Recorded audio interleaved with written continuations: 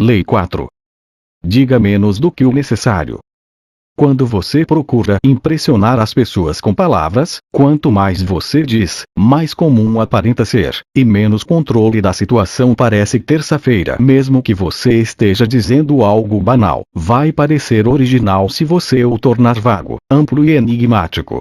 Pessoas poderosas impressionam e intimidam falando pouco. Quanto mais você fala, maior a probabilidade de dizer uma besteira. O poder é de várias maneiras um jogo de aparências, e, quando você diz menos do que o necessário, inevitavelmente parecerá maior e mais poderoso do que é. O seu silêncio deixará as pessoas pouco à vontade.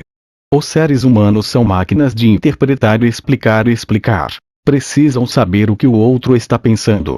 Se você controla cuidadosamente o que revela, eles não conseguirão penetrar nas suas intenções ou nos seus pensamentos.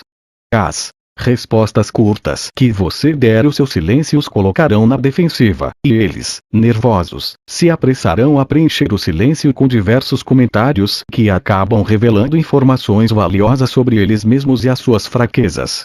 Eles sairão de uma reunião com você sentindo-se roubados, e irão para casa pensar em todas as palavras que você disse. Esta atenção extra às suas parcas observações só aumentará o poder que você tem. Dizer menos do que o necessário não é só para os reis e estadistas. Em quase todas as áreas da vida, quanto menos você diz, mais profundo e misterioso parece. Quando jovem, o artista Andy Warhol teve a revelação de que era impossível convencer as pessoas a fazer o que se queria delas apenas conversando. Elas se voltariam contra você, subverteriam os seus desejos, desobedeceriam a você por simples perversidade.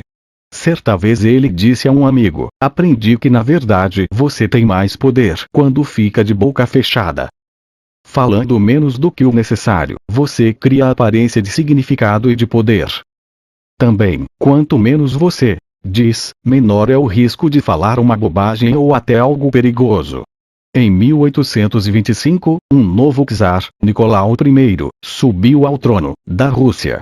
Imediatamente houve uma rebelião liderada por liberais que exigiam que o país se modernizasse, que suas indústrias e estruturas civis se igualassem às do resto da Europa.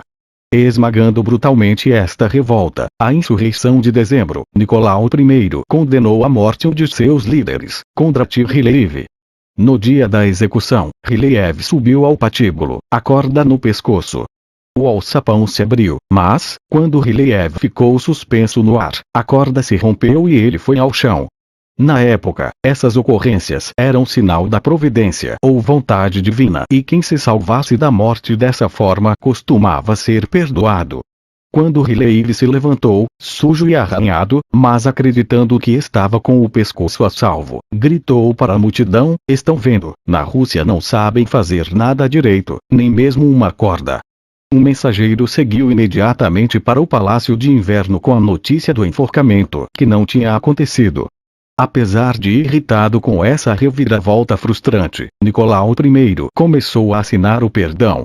Mas aí, Ryleyev disse alguma coisa depois deste milagre. O czar perguntou ao mensageiro.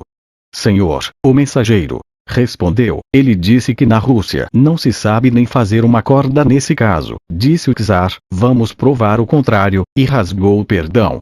No dia seguinte, Ryleyev foi para a forca de novo. Desta vez a corda não se partiu.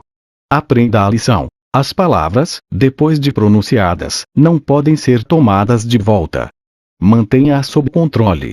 Cuidado, particularmente com sarcasmo. A satisfação momentânea que se tem dizendo frases sarcásticas será menor do que o preço que se paga por ela.